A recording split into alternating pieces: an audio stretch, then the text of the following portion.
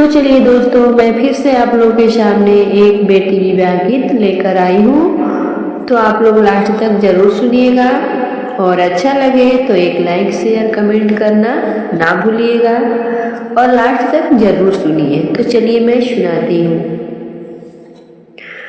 पानवानी न बेटी पातर हो बाड़ी, फूलवा से बाड़ी सुकावार।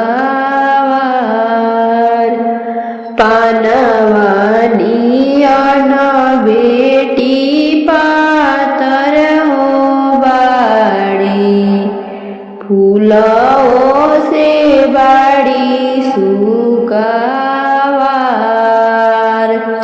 आंगने में बैठी के सोचेलिया माँ, कैसे बेटी जइहे ससुराल, कैसे बेटी जइहे ससुराल। भरी के सिंहरवा ले आई है दूल्हवा, बेटी के दिहे पहिराय।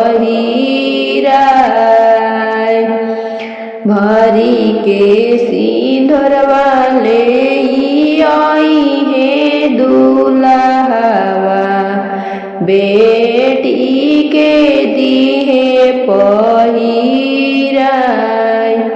चुटकी भर सिंदूरा लगावते हो आजू, होई जइहे बेटी पाराय, होई जइहे बेटी पाराय।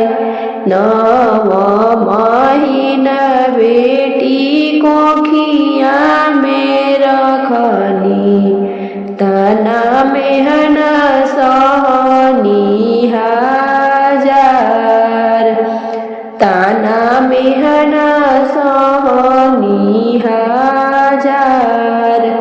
बड़ी रे जातानावा से धिया अपन पोसनी, चली जइहे धिया ससुराल, चली जइहे धिया ससुराल।